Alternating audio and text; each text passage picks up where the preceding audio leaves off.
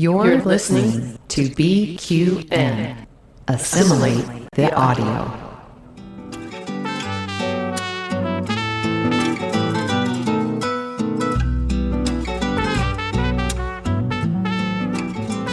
Welcome to Cinema Scene, a film discussion and review podcast on BQN. We're here to showcase the films you probably missed but should definitely check out. From independent and obscure to art house and absurd, each episode will gather, perhaps with a cocktail in hand, to discuss it all. I'm your host, Matt Jennings, and with me is my co-host, Mark. Mark, how's it going? Hi, Matt. It's going good. How are you? I am fine and dandy, like sour candy. Awesome. So, I do not have a cocktail in hand. I know. Heresy. Shock, and awe. But a warrior must be alert at all times. So, since you have a drink in your hand, I'm just going to call you Izogi, and you'll be Izogi for the rest of the podcast. That works for me. So, Izogi, what's your drink? Well, I got listen, the listeners probably have heard me say this like a thousand times already, but I really like the combination of whiskey and ginger beer. So here we go. That's today's drink.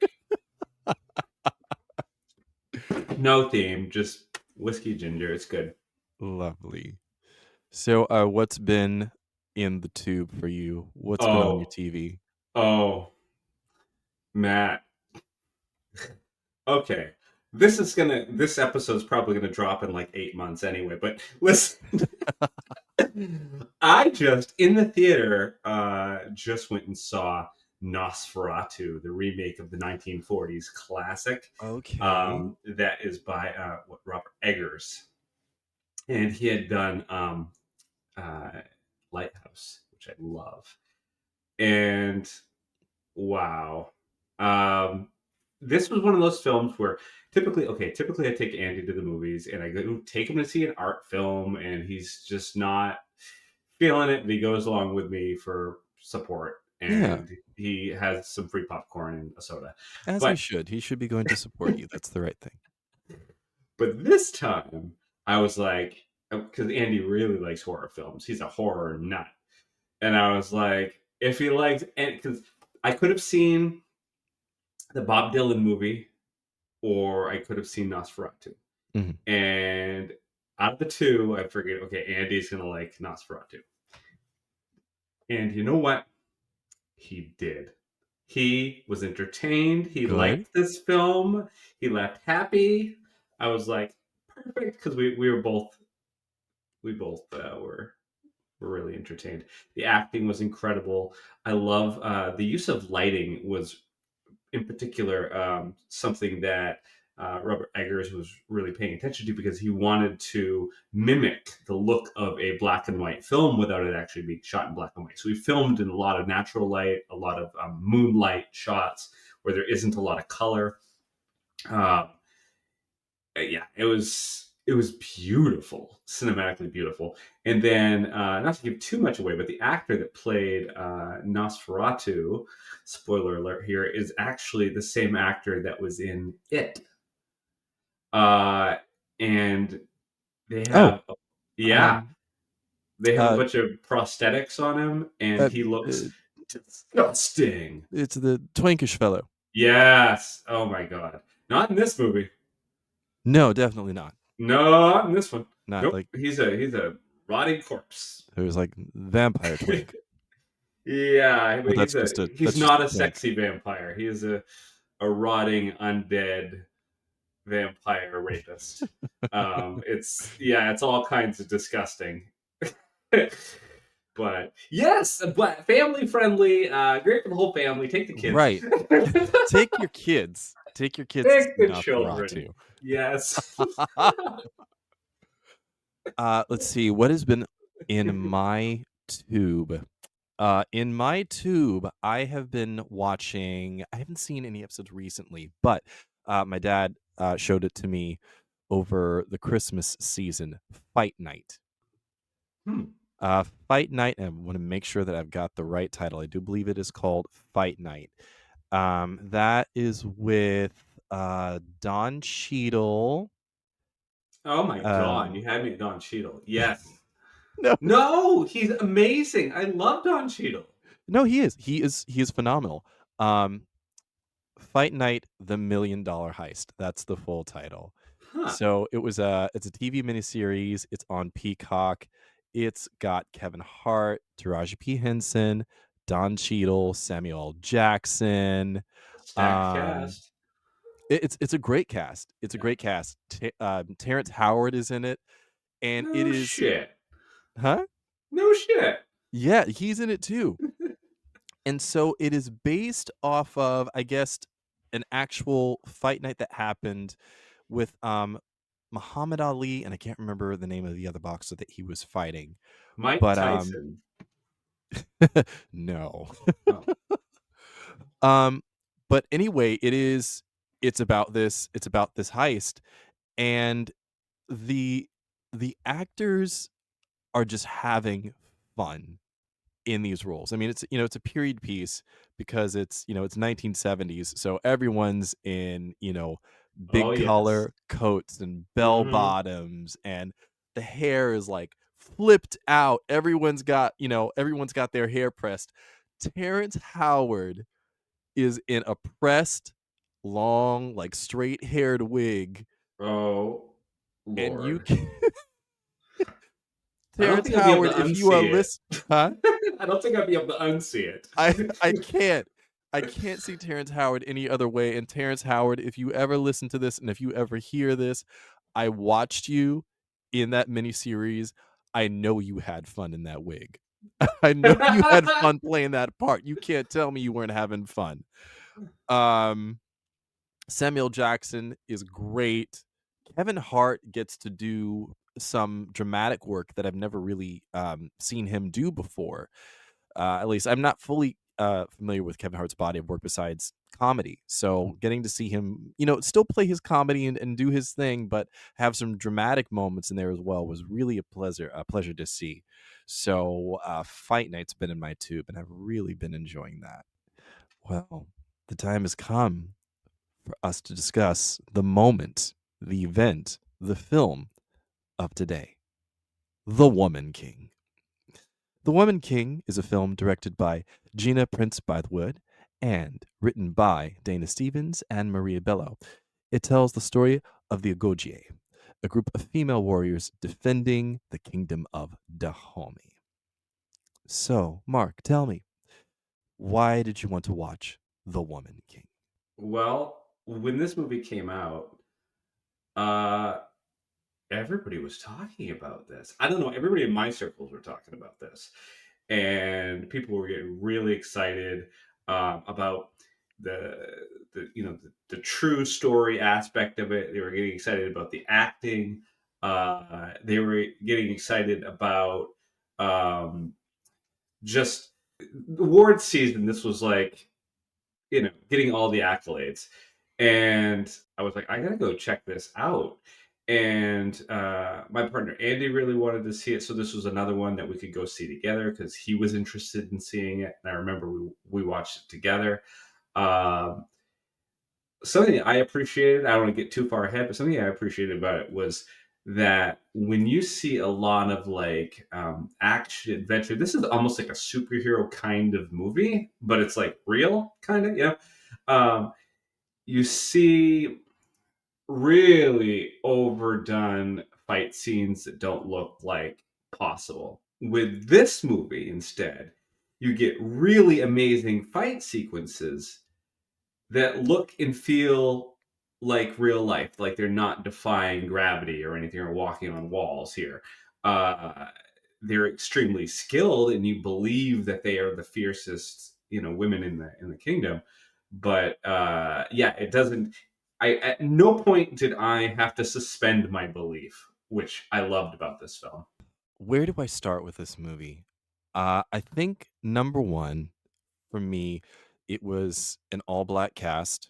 And, as I've gotten older, for me, the moment that I see an all black cast in a film, especially in a film like this, I want to make it a point to see it that opening weekend, so I know that the cast, crew, everybody gets there. Get their flowers. Yes. And it was, it was well deserved for this film. Viola Davis, I am obsessed with Viola Davis as an actor. I watch her work. I don't try to duplicate her work, but I try to, when I act, I try to bring that kind of honesty to my work. So Viola Davis, the fact that she helped produce this film, I think with her husband, the fact that it was uh a black female director. It was a black female cast. You had that superhero esque element to it. I mean, this is also coming off of off of Black Panther as well. So you had a hunger out there, I think, in large audiences for people of color in royalty positions and positions of power and authority. And the fact that this is based on the Dahomey, based on the Agojie. These were real people. This is a real kingdom. So it was a perfect storm of making me want to go see this movie. So I was on board the moment that I heard that The Woman King was coming out. One of the things that I really loved specifically about this film was just the role reversal of men and women in this film. You've got the Agojie when they go into battle. The Agojie are on the front line, and the men are kind of like trailing behind in the back. The male soldiers. You have the king of Dahomey, who values Naniska's counsel more than anyone else. He speaks to her. She has his ear. So my question for you is, how does the treatment of the women in Dahomey, depicted in this film, differ from America's treatment of women? Well, I don't even think it's specifically America. I think it's sort of a global, more of a global stigma, I guess, against celebrating women for whatever reason. I don't know, or recognizing their achievements. I don't know. Now we're in 2025 at this point. Uh, I, I'm trying to get my head around why they're still treated like second class citizens and not paid the same and other things. It's like, but this is not, again, I think it goes beyond just like the borders of America. I think this problem is multinational. And it's insane because, we just had down in Mexico, they just elected their very first female president of Mexico. And that is something to celebrate. But here in the States, we can't really get our shit together now, can we? No, we continue to not get our shit together over here. There's a scene that I think about specifically when the Agojie, after the first fight in the first scene of the movie, they're coming back to Dahomey. And it is just, it's a similar image that you would see in other films with male, white soldiers. The Agojie are coming home. It's just this long procession of just Agojie women coming home. And the villagers are all celebrating, and everybody is just like exactly. Exactly. It is this beautiful moment, and there's a moment between Agojie and one of the little boys who's part of the the crowd welcoming the Agojie home. Okay. Yeah. And so what I love in that moment is that the adoration for these women, and the dad says to her, no, we have to look down. You look down when they come through. And so the boy puts his hand up, he covers his eyes, and then he like opens up one eye to look at the Agojie. And then Agojie, she catches him, she walks over, and she she stands in his face, waits for him to to open his hand, and she smiles at him. He jumps back. It is there's something so beautiful, so human about that Mhm. even in that moment with all of that power and that authority and that majesty, there is still humanity. Mhm. Um, and I love I love seeing that depicted here. I love seeing that depicted here. I wish in America and other parts of the world that we had that kind of love. And it also shows that, you can be um, strong and looked at as being strong and looked at as being a warrior without necessarily the masculine machismo attached to it. Right. Exactly. I've been thinking about this a lot lately in terms of American culture. I don't think that compassion is part of American culture. If I have to be very honest, it's just not part of American culture. When we look at figures like Donald Trump and we call him a figure of strength, this is a man that has been convicted of sexual assault, and continues to talk about how much he hates people on Twitter.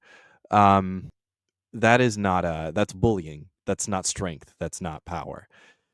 There is power in compassion. You can be a badass and you can be compassionate. You know, something that Eminza, I hope I'm saying that right. Eminza. She is basically Naniska's second in command, or her. I want to say, what would Was you she say? the She's like, eyebrows? Was she the one with the eyebrows? no, that's Izogi. Oh, okay. So you're talking about the one that was like super skinny. Yes, she's kind of like Naniska's. I say she's her second in command, but I think she's more of like her confidant, or like Oh yeah, they're close. All right. her. Yeah, I I Yeah. thought I thought I'm maybe picking up a little bit of that. something Something. going on there. I Yeah. picked it up too. I was like, okay, so she's coming to your quarters. It's like that. And she's raising your voice to you a little bit. She's talking back and you listen. hmm Like that person has to be very close to you. Um so, all that to say, and we love you, Minza. She has this character that to me establishes the reverence for spirituality in the hmm Dahomey Kingdom. Oh yeah, yeah, yeah, yeah. She's trying to do the fortune telling and whatnot. Right, right. Yeah. She says, Ifa seeks light. At one point when the king, King Gezo, is with his council, and they're discussing, do we continue slave trade, or are we trying to switch it up? We're going to start using palm oil as a means of trying to create some income. I didn't Um, even know about this shit. Really, they don't teach you this in high school. No, they don't. Like, and this is, yeah, and they're not going to. I don't think in no, the near future they're going to teach this. no, But they're to probably going to try to learn take it away. to learn that that Africans were involved in selling their own people kind of blew my mind a little bit, and I was like, wait, what? Because the image that I had was just like the white people arrived in boats and they threw out some nets, captured some people, and went back. I didn't realize that which there which were, did happen. yeah, but I didn't realize that there were also like kingdoms in Africa that were involved in the slave trade, Yeah, which wow, wow. it is the corruption of it's that corruption that gets brought in, you know and it taints everything. It's interesting to see the way that the Dahomey uh, use spirituality as an aid, as guidance, and not as a hammer. And I guess I continue to think about ancient African religion, at least the way it's depicted here, in comparison to European religion, and especially how it's evolved in America to be used as a form of bullying, instead of as an aid to better oneself. I think one of the major one of the things that really sticks out to me in regards to Ifa, in regards to spirituality with the Dahomey, is that Naniska figures out in her dream, because she's talking about something following her in the dream, or there's something out there in the grass. The beast. The beast, yes, and she doesn't know what it is, and then she realizes it's herself. She says, it's been me, and I've been running from something for so long. Yeah. But it's the spirituality is a journey inward. It is not. I mean, there is again that element of the Dahomey.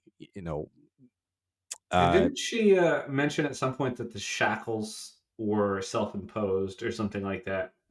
Anyway, I think that was Maybe in the dialogue, and I think I butchered it, but something to that effect. Yeah.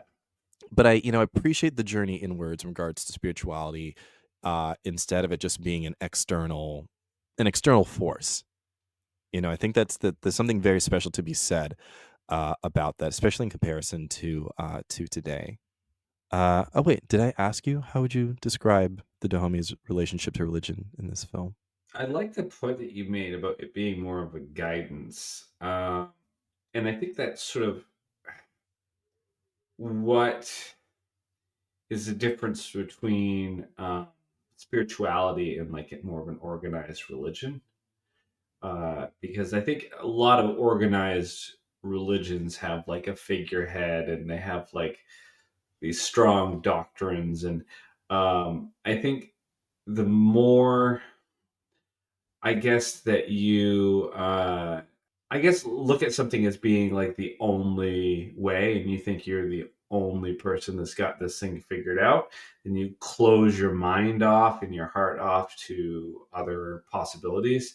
And I think that's the problem with like organized religion, whereas like spirituality is a little more fluid, and you can be like, well, I believe this, but this is sort of my thing, and you can believe your thing, and this isn't always the case, but sometimes. And I think when you leave yourself open to that sort of fluidity and that openness, then you can, I guess, get a better understanding about yourself, get a better understanding about the world around you. But it starts within, and I think that is that's the difference between like spirituality and organized religion, because organized religion is like somebody else telling you what to do, but really spirituality, it's coming from within and you're figuring it out yourself.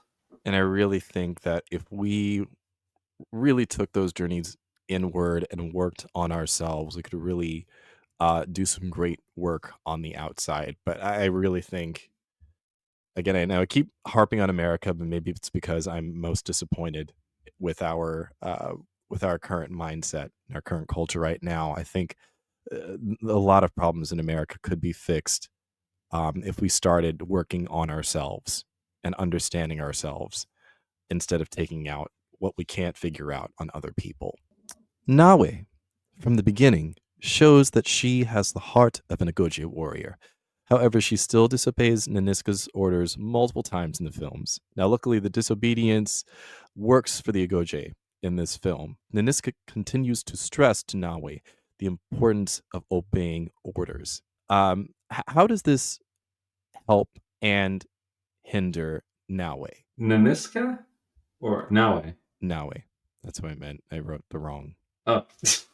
Yeah. Oh. That was the one part of this film that, I mean, of her in her character that really kind of rubbed me the wrong way, because it's like, like it's like the bratty kid that just won't listen, and the parents or the guardians are trying to protect them and make them strong and whatever. And you need discipline. You need to follow orders. Not everything's going to work out when you just, blatantly disregard what your caregiver is telling you, or your boss is telling you, or whatever. You know what I mean? Like, I have I have people that work for me where I work, and there's nothing that's just more infuriating than when you tell somebody, okay, I want you to do it, this is step 1, step 2, step 3, okay, like, here you go, bye, and you come back, and they didn't do step 1, 2, or 3, and they went off and invented some other way to do it, and things are not working out. And you're like, well, I left you with instructions, okay, on how to accomplish this task. It's very infuriating. So I can only imagine what what's their name? Naniska's, what her feelings would have been about that. Yeah. Yeah. This little shit. I wanna pop your head like a zit. That is something that I struggled with in terms of Nawe. I mean, obviously she thinks outside of the box. And, I think that clearly that is something that the Agojie need um, moving forward in order to combat their biggest threat. I can't remember what is the name of the oh gosh, the name of the other civilization or kingdom that they're fighting. Wakanda. That is what they need to fight Wakanda. No. No, that'd be allies with Wakanda. Oh, they would totally. Can you imagine? Oh, Oh, the what a matchup. Dahomey and Wakanda coming together. My Oh, God. we need this to be a crossover film. That, can you imagine? Get on it, Hollywood. I mean, Hollywood's, yeah, they're not on that right now. No. But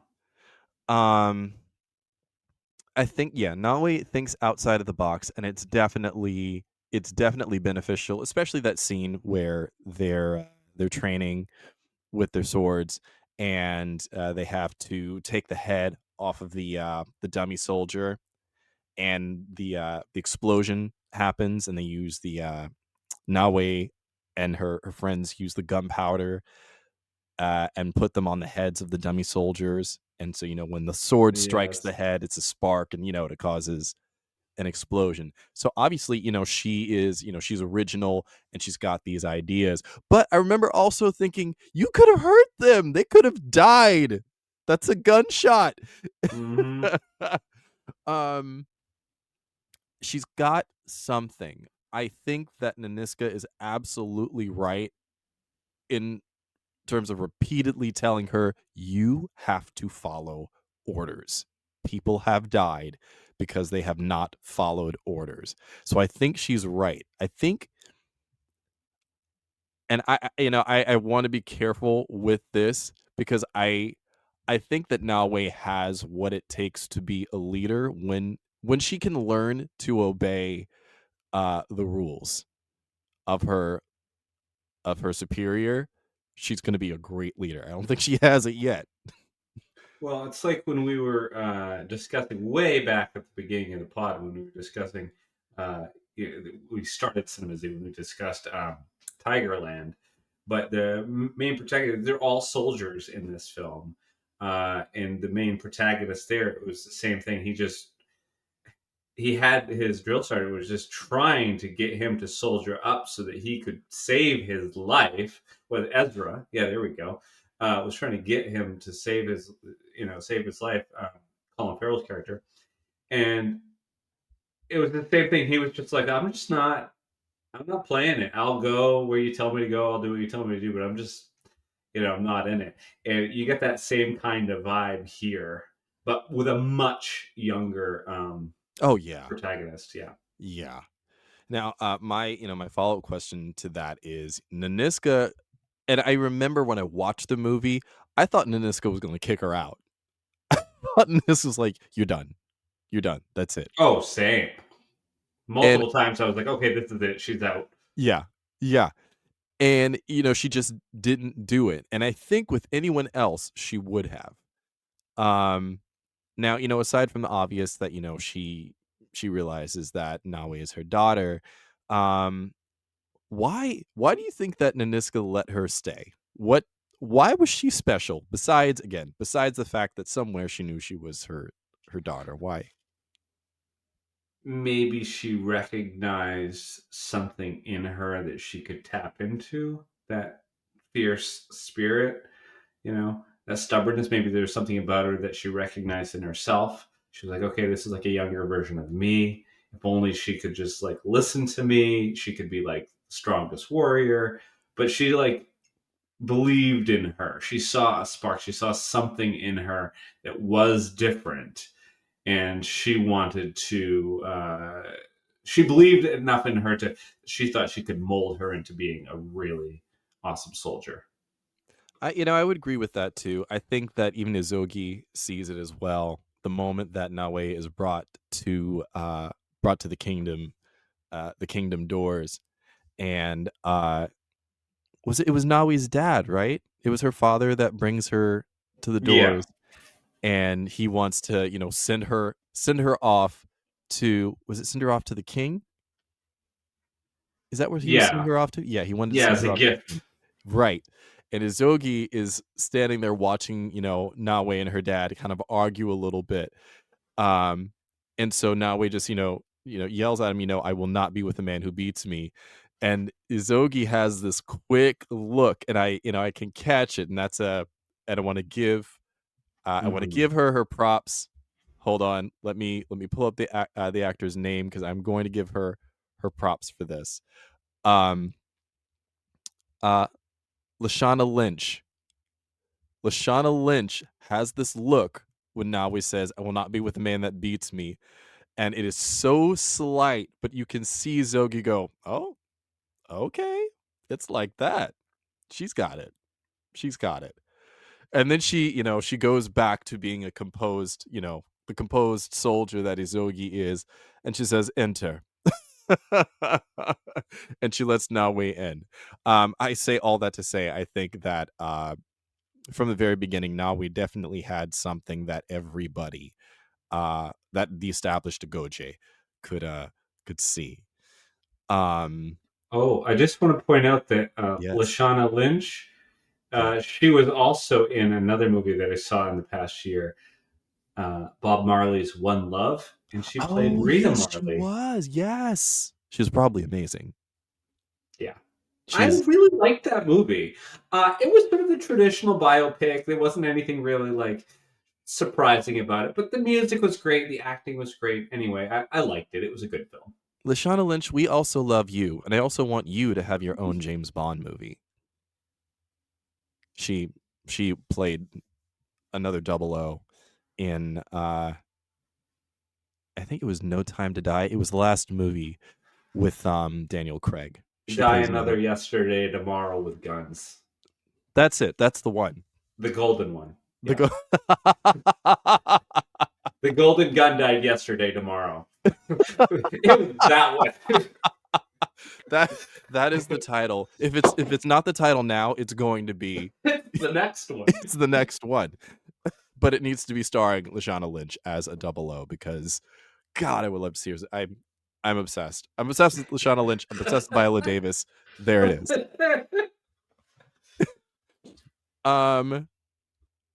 Also, okay, I didn't put this in here in the script, but I am going to ask it. I think I kind of got your answer already, but I want to know now, with the ambition that Naui has shown, with the out of the box thinking that Naui has shown, in addition to the insubordination that Naui has shown, would you have kicked her out? What would you have done, Mark?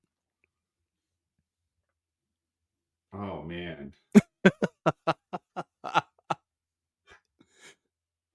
Man. First of all, I'm not that into kids anyway. They annoy the crap out of me. So yeah, she probably would have got the first boot. That would have been it. I'm sorry. Bye, bitch. You?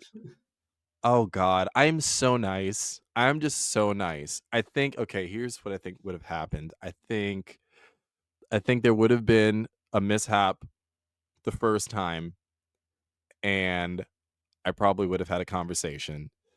I think it would have happened again, and I would have I don't think that it would have kicked her out. I think I would have put her off to the side and just said, "You know what? You cool off. You're not coming into battle with us. You stay there, and when I'm ready, we'll have a discussion, but go away right now." Why didn't she end up a gift for the king? She never ended up as a gift for the king. She ended up a warrior. So Yeah. like, I just would have been like, hey, listen, like, I don't know why you ended up with me. Your dad done give you to the king. Like, here, I'm gonna walk your ass up to the kingdom. Like, here, you have a new concubine. You're Uh, welcome. oh my Hey, she's gosh. 19, listeners. She was 19. She was. Was she? She was 19? Yeah, they say it in the movie. Like, Oh. I never yeah. assumed she was 19, but Anyway. yeah.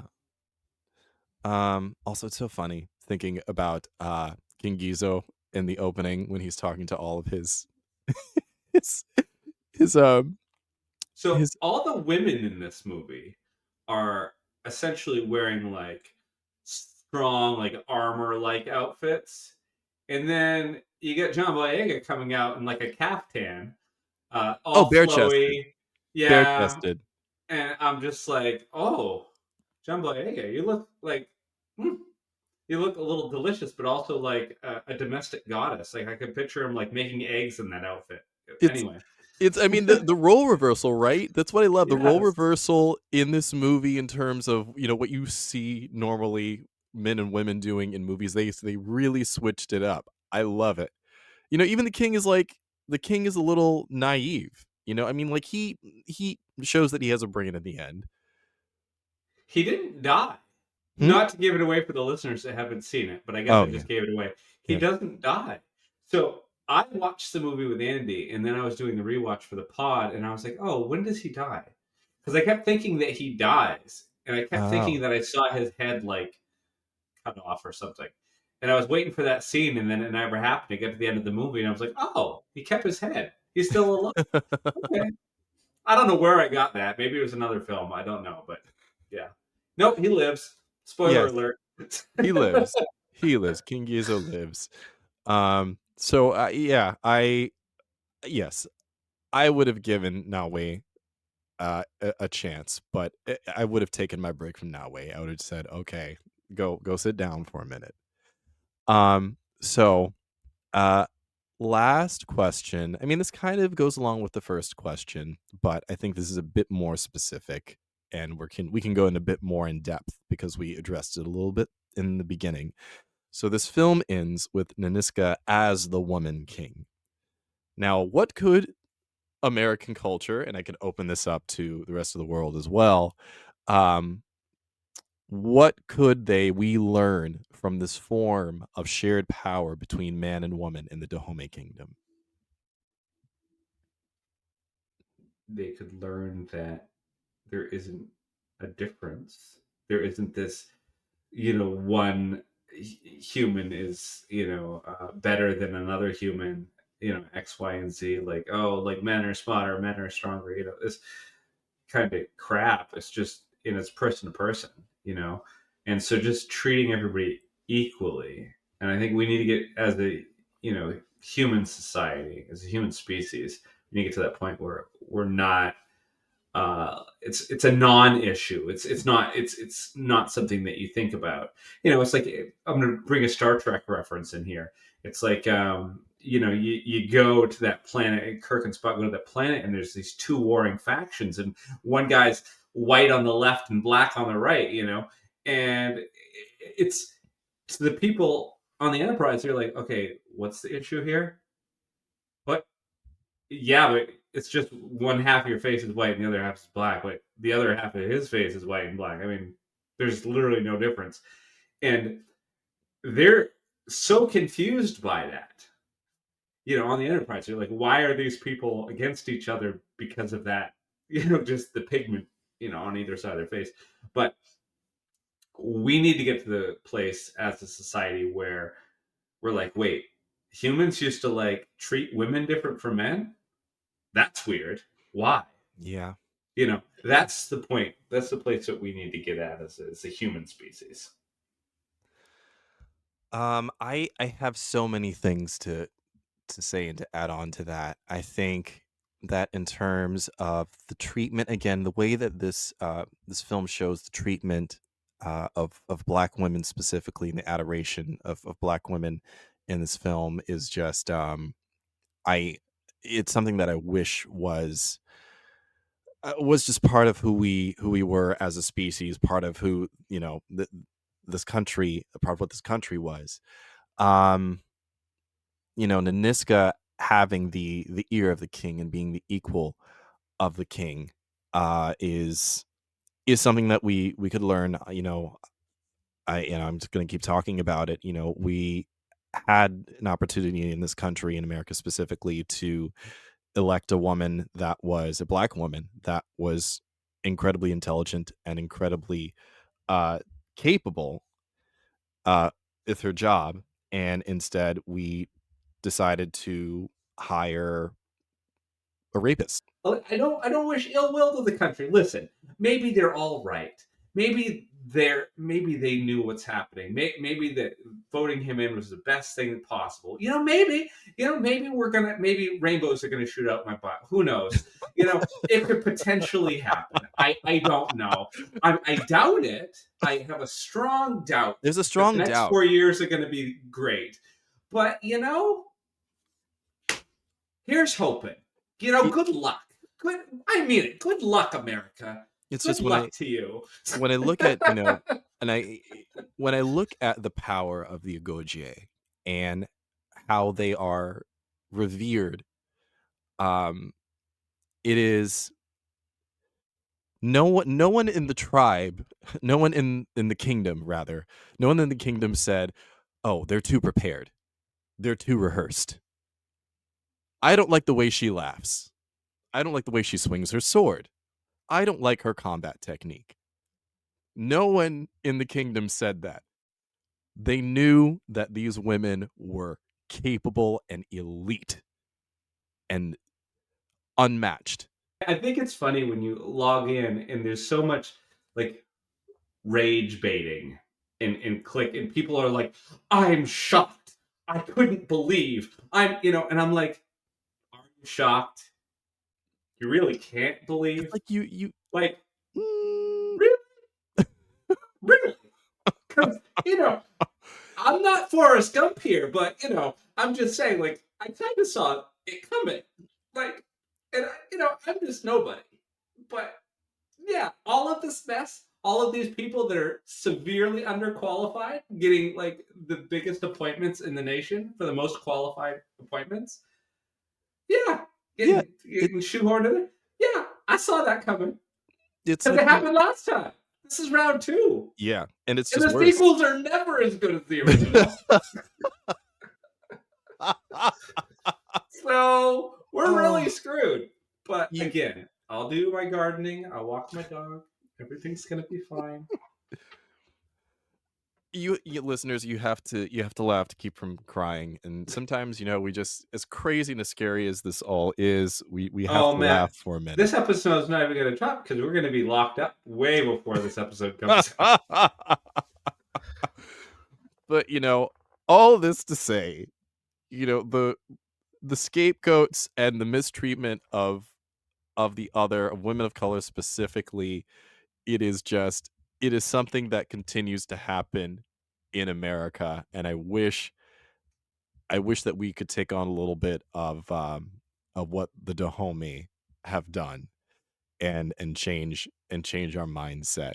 Moving on to our favorite part of this. Moving on to director's cut.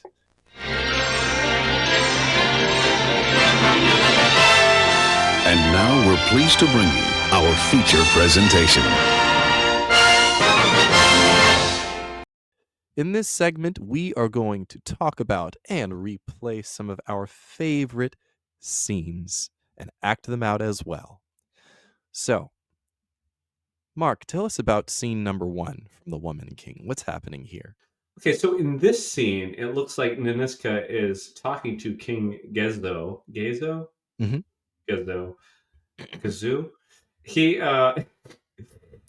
talking to the king about the fact that it's sort of a stain on their kingdom that they're still dealing with humans as property and selling their captives to the white slavers.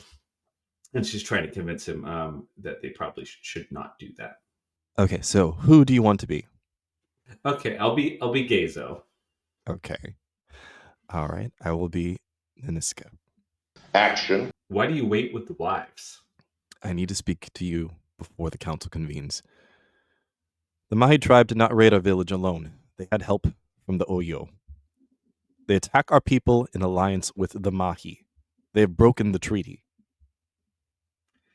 It's not my treaty. My brother bowed to them, paid them blood money. They are testing the new king.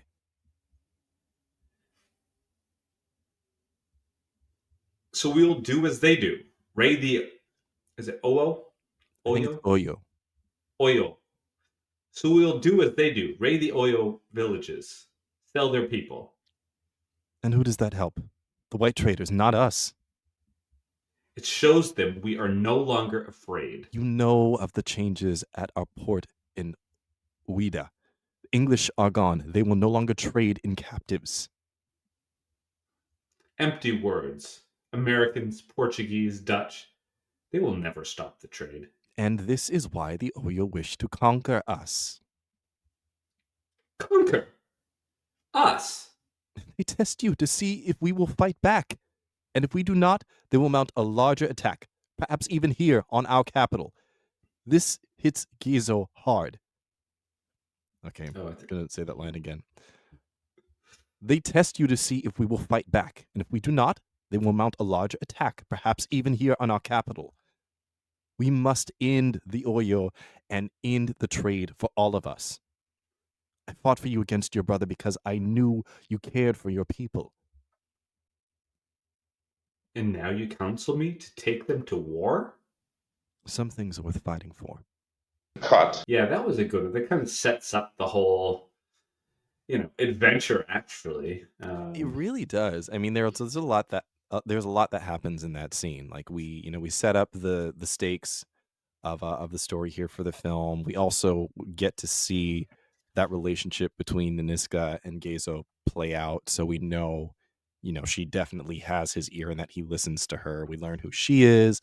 We learn what his mindset is. It was a well written scene to just set the tone and set the story. Okay, moving on to scene number 2. This is the first scene between Nawi and Naniska, I believe, right? I think this is... That's right. Yeah, Nawi and Naniska meet for the first time, and they're in the bath, and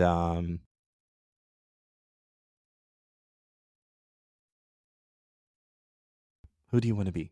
I could be Naui. Okay. Action. I'm sorry. You missed a... Are you a soldier? What do you think? Are you one of the captives we freed? No, my father brought me as a gift to the king. Is your father rich? He must be.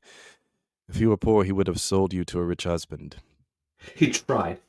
I didn't want a husband. I want to be a soldier. And a Agojie. And what does that mean to you?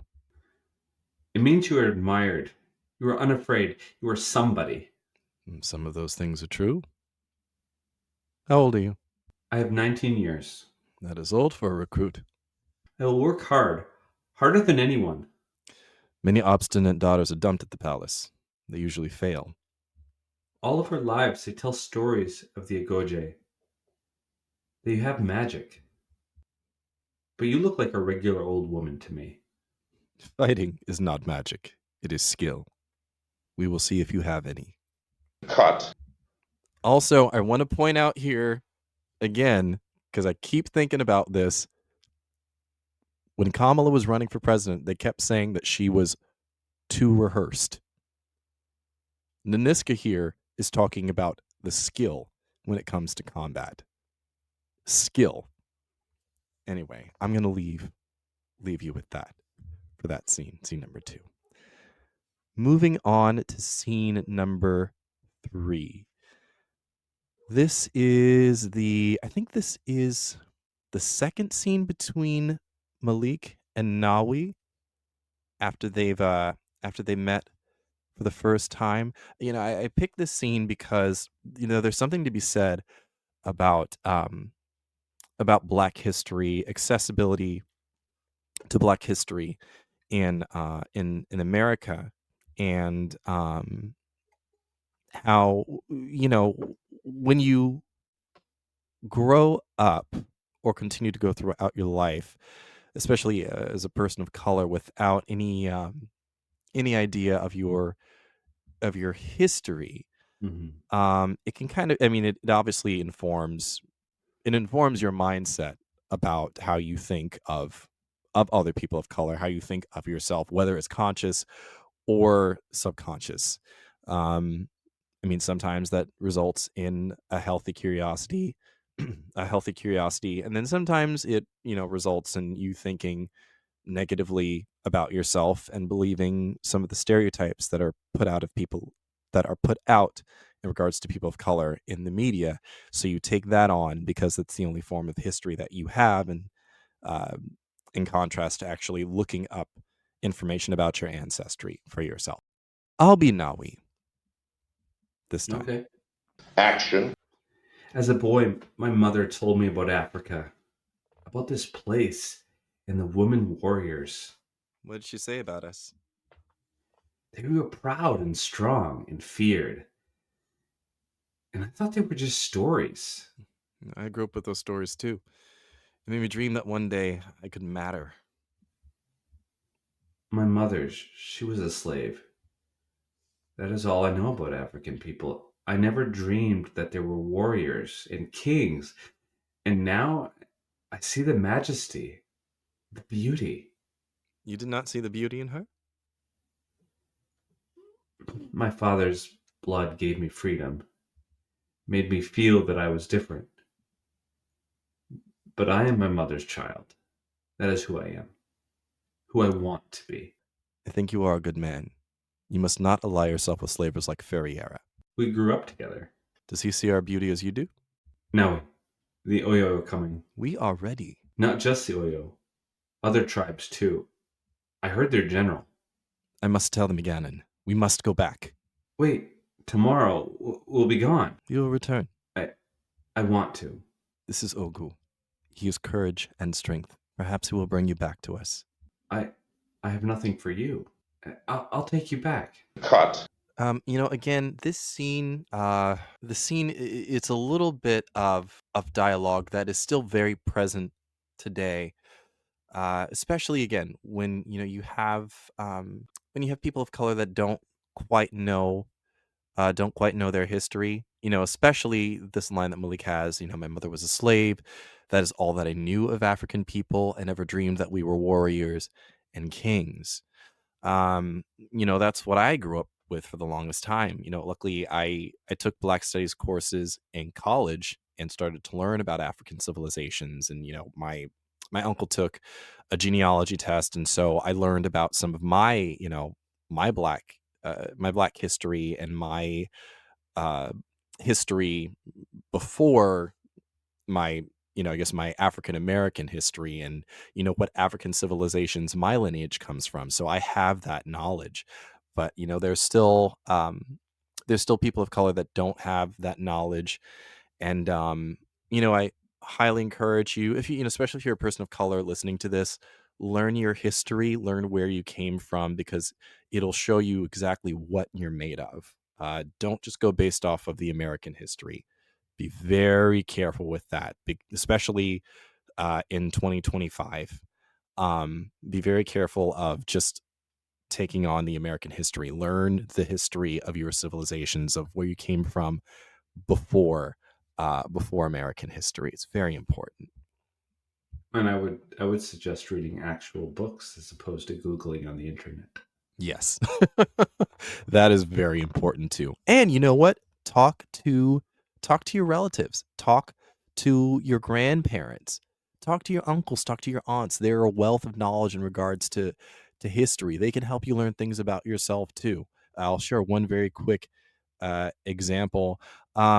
I love to build model kits. That's something that I absolutely love to do. And it turns out that my grandfather, was either my grandfather or my great uncle, they were involved in construction, and they like to build little mock-ups of houses. Like, that's something that they did. And so I learned, later on, I said, oh, okay, so I love to build model kits, but I had a relative 60, 70, 80 years ago that liked to make mock-ups.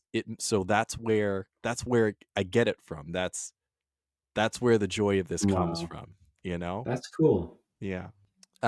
So rewrites. If there's something that you could change or rewrite about this movie, what would it be and how? Um, we didn't get one scene with John Boyega in the bath, and that's just It's disappointing. it's an injustice. It's a waste of talent. It is a waste of talent. And Malik, we kind of barely got like a shirtless. They could have given us a bum shot or something when he was like coming up out of the water. That's all. Just saying. I just wanted some more man candy in this all-female movie. That's all. Well, I mean, like, on a serious note, like we talked about it on this pod. The man candy ratio to female nudity is still very off in Hollywood. It continues to be way off. We're here to push it. We want to push the envelope here at Cinema Z. Yes, we're pushing the envelope. Equality. Yes. If you're going to show boobs, if you're going to show vaginas, we need to see men's butts and men's penises equally. Yes. Just Equal. the same. Equally. Equality. Equality. God, if there's anything that I would rewrite or change, what would it be? I wonder what it would look like if Malik was introduced earlier in the movie. Because he's kind of introduced halfway through the film. Yeah, halfway through. And the thing is that in other movies it would not, I don't think it would work, but here it worked. Like the story was still developed enough between Malik and Nawi that it didn't take me out of the movie. I didn't feel like anything was rushed between them. I still felt that the story was told well, but I do wonder what would that look like. That's all that I think. That's the only thing that I would I don't know even if I would change that. I'm just curious about it. So moving on to standouts. Geez, who should I recognize? I'm thinking maybe like the writing, because it was just a bold direction for a film, to be able to craft a film that really told a unique story in 2024. I guess it came out, right, or 23, or whenever it came out. 2022. But wow, that far back. Anyway, yeah. But still, it was groundbreaking and original and different and bold, and they took some big swings. And so, yeah, I think the writing and the directing, I think, were incredible. I think they did a great job of it to show us something different. Yeah. Oh God, where do I start? Where do I start with this movie? The writing, the directing, the production. I've got to give it to everybody involved in the production.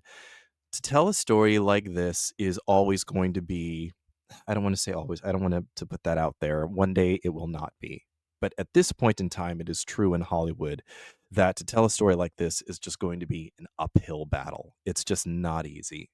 You've got a script that is all black, pretty much. You've got all this pepper. You got one little speck of salt in this script.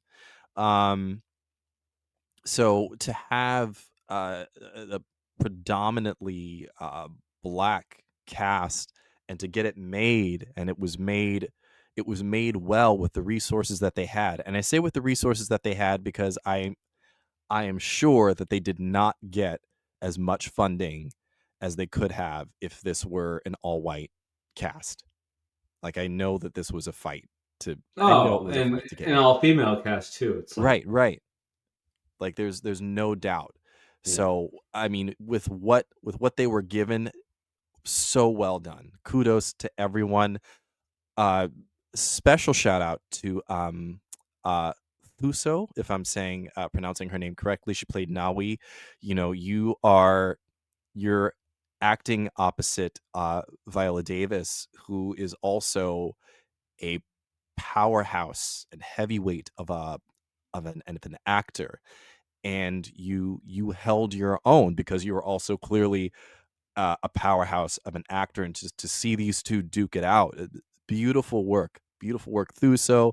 Lashana, I continue to be obsessed with you. I'm obsessed with you, Lashana, and I just want to see you in more things, and I want to be in those things with you and Viola Davis and Thuso.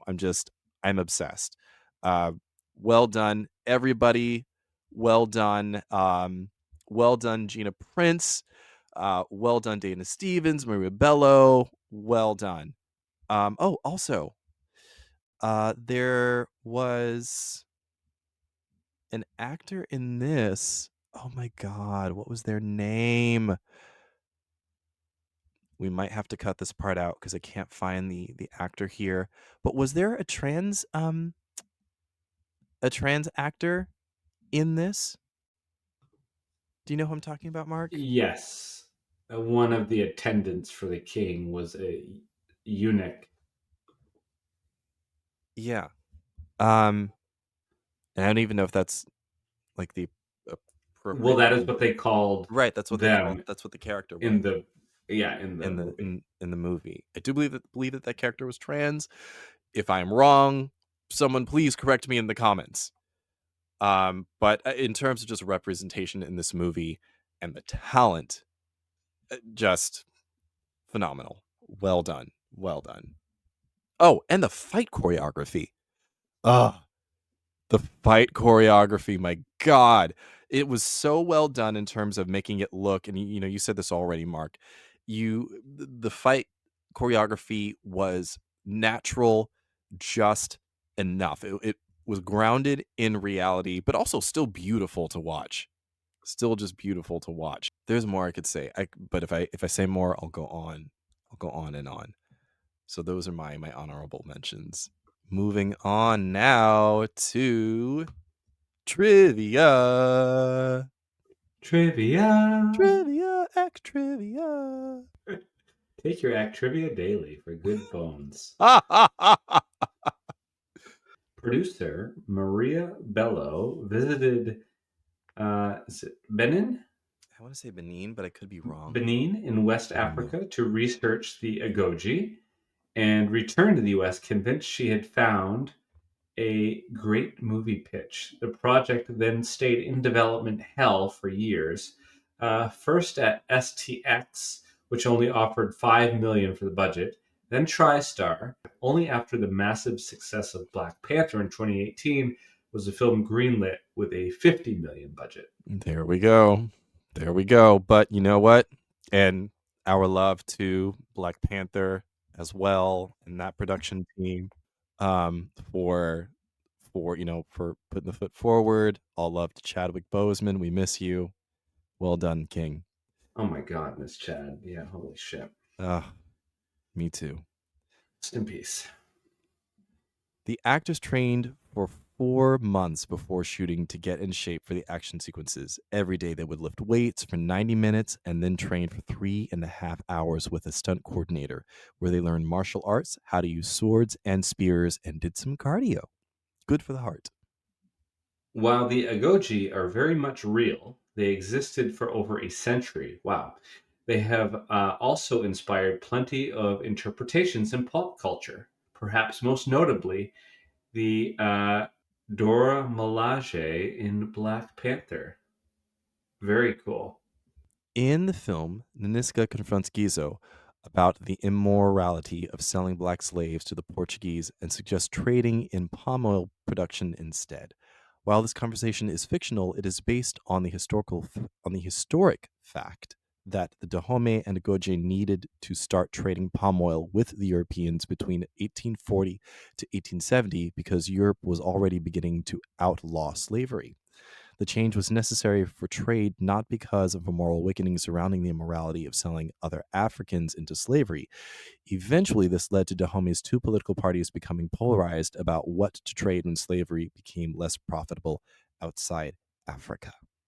The film's title comes from the fact that the people of Dahomey believed in a legend of two kings, a man and a woman, who are exact equals. And Naniska is expected to be crowned a woman king, hence why the film isn't simply called The Queen or something similar. Mhm. Also, the Queen is taken already. Yeah, it's taken. It's overused. Yeah. Yes, Queen. Yes, Queen. Final thoughts. How many stones would you give the film, Mark? Oh, let's see. You know, I want to give it 4.5 stones out of 5. And I think it's only missing a half a stone because we didn't get as much man candy as what I would have liked. But aside from that, that's the only ding in the Woman King. There wasn't enough man candy. But but aside from that, it was a beautiful film. And again, it's just, I love when we can watch something that is truly original and something you haven't seen before. And when you throw phenomenal actors at it, it doesn't matter what the budget is. It doesn't matter what the production is. You can strip all of that away. And you and I have talked about this on the pod before too. It's like, if you could perform this on a stage just with these actors, I mean, and that is this type of film. It's, the acting was just incredible. The story was incredible. I loved what I learned from watching this, and just seeing all of the artisans come together to put this movie together was just, it's really incredible. And I recommend everybody go see it, except for if you want to go see a movie for man candy, this probably isn't the one. No, it's probably not the one. But the lesbians are gonna love it. I mean, honestly, you know what? That could be very true. It could be very true. I'm going to give this movie 5 out of 5 stones, just because of everything, because of all of the things, because of all of the things. And if I can watch a movie later on down the road and have the same reaction to it that I had when I watched it in the movie theater a couple of years ago, then you got me. Yeah. You got me. And again, I think for me, it was the production. It was the idea of people of color coming together and creating a beautiful piece of work up against, the known racist obstacles in Hollywood, and making something truly amazing. Just the very idea that artists came together and made their own work and said, we are going to tell this story. Mm-hmm. When things like that happen, I love that. There's another film that I did the same thing, made me feel the same way, and that was I think it was called Monkey Man, and that came out last year. Yeah, you mentioned it on the pod. I did, yes. And the lead actor, I believe he wrote and directed that movie as well. He learned how to fight, learned his own stuff, the artistry and the commitment to the work. There's nothing else like it. So on that alone, I'm giving it 5 out of 5.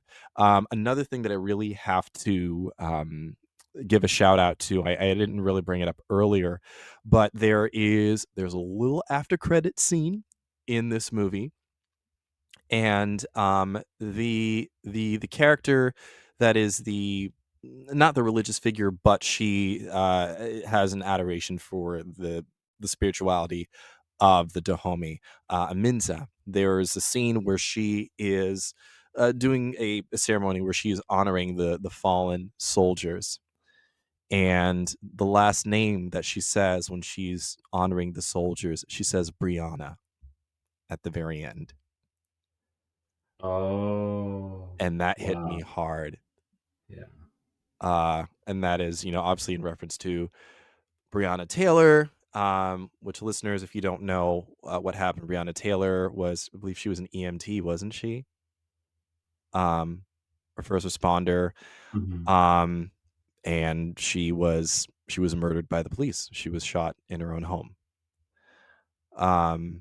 So I appreciate, again, this film's treatment of Black women, specifically in honor of Black women, and that honor for Breonna Taylor. I really appreciate it.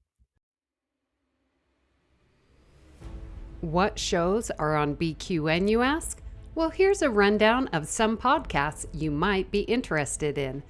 All Good Things, a Star Trek Universe podcast covering all of Trek, hosted by Amy, Christos, Kelvin, and Kristen.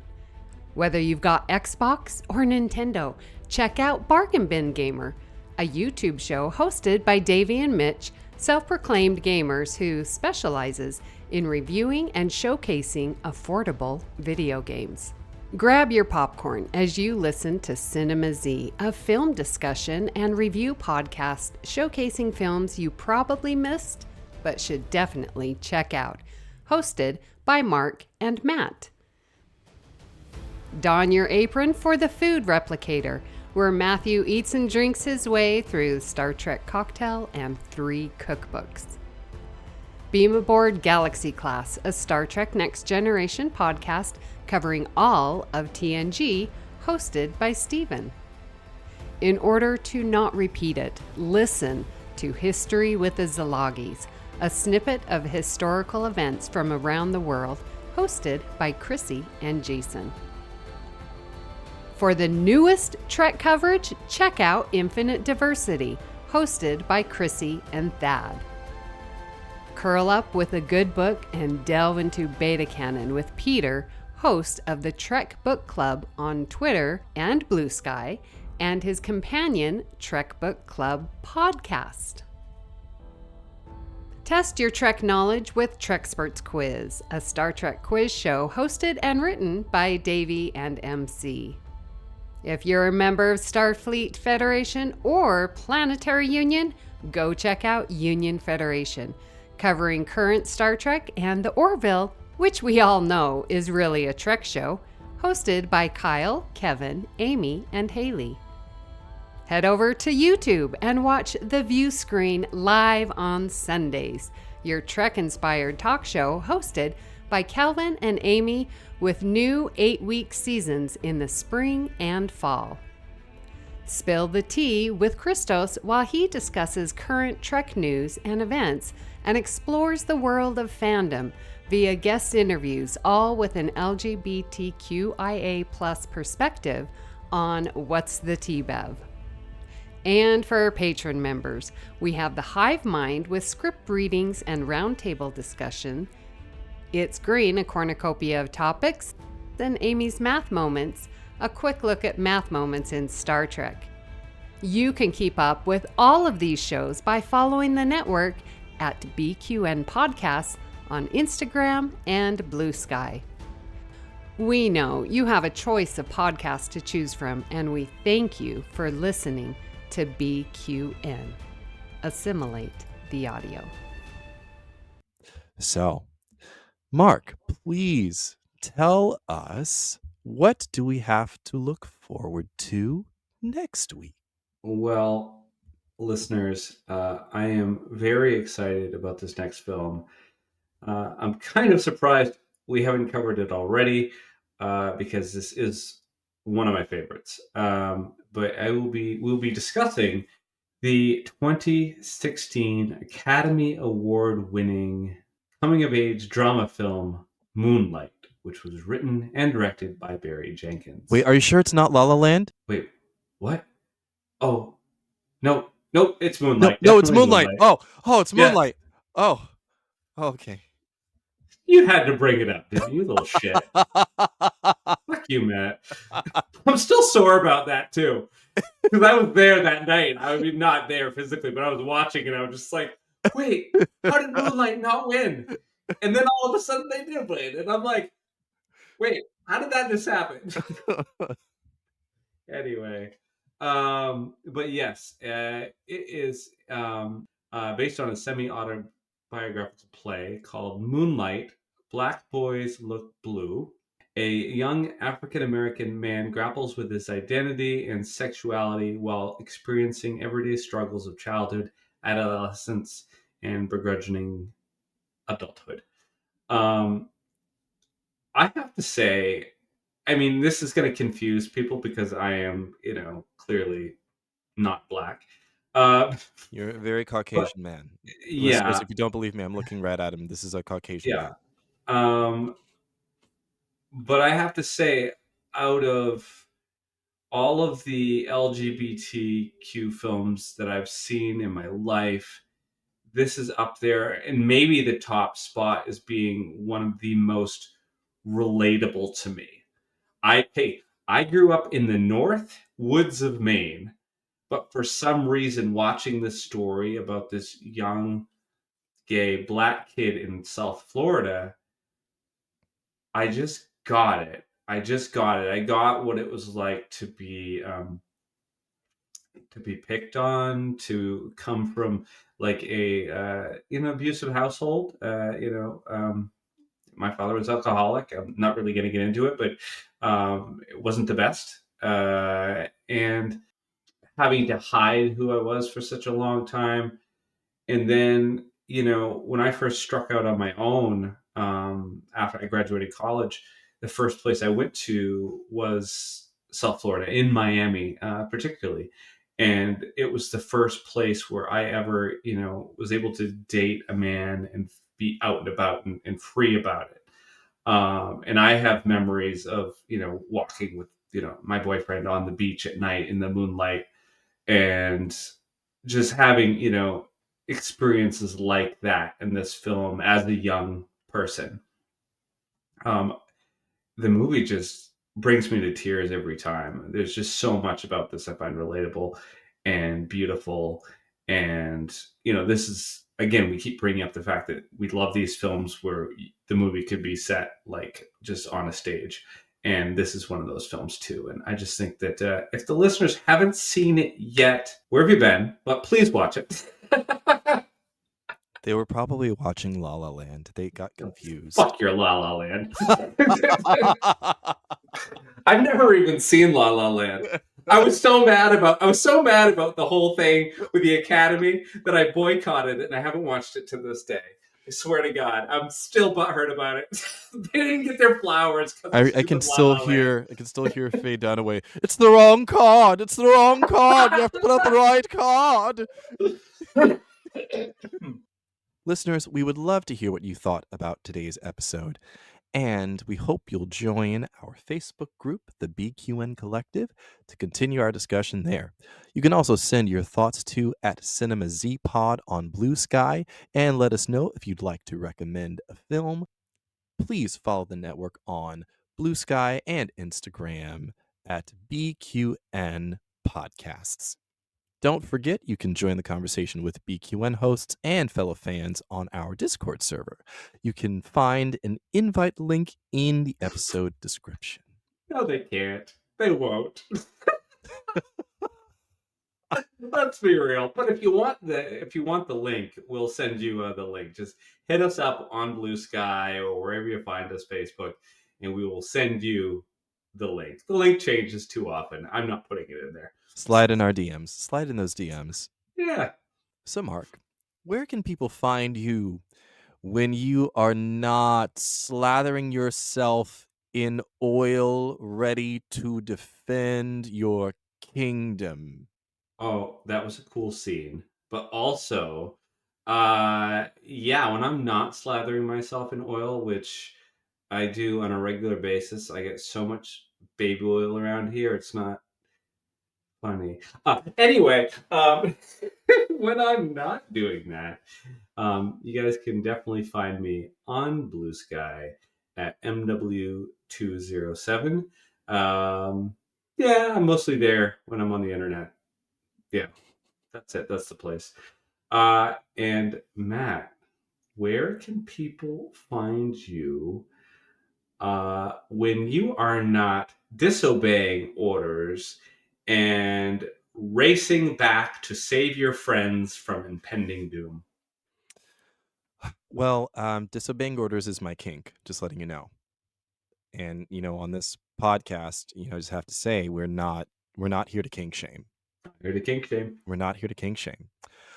So when I'm not doing that, you can find me on BlueSky at 1701 BLERD. I wrote a web series about a gay black nerd that uses Star Trek to cope with life. You can find me on Instagram, and you can find me on TikTok, as long as it's still there. We might not have it soon, but you can also find me there and on Threads at 1701 BLERD as well, and YouTube on at 1701 BLERD. So please hit the subscribe button on Apple Podcasts or wherever you get your podcasts, and leave us a star rating and written review. That helps others to find the show. You can also follow the entire network's podcast with our master feed by searching BQN. At this time, we'd like to thank our associate producer, Miss Amy Nelson, and a special thanks to lovely Laz Marquez, as always, for original show art. The opening and closing music for this podcast is titled Dancing Dead and was provided by Ketsa from the Free Music Archive, providing royalty-free music for content creators. If you'd like to help us keep all our shows coming to you each week, you can become a patron of the network on Patreon. We will add you to the Hive Mind Facebook group so you can enjoy It's Green, Amy's Math Moments, and other network perks. With a monthly subscription of $5 or more, you can join our meetings on the Hive Mind Roundtable discussion on the second Saturday of each month. Visit patreon.com/BQN to get all the details and watch your messages. Thank you for listening. We hope you'll tune in next time. And listeners, I just want to share this quote. If you want to hold a people in chains, one must first convince them that they are meant to be bound. That's a quote from King Gezo in The Woman King. And as we move into 2025, especially in America, I want us all to think about that. All right. Have a good one.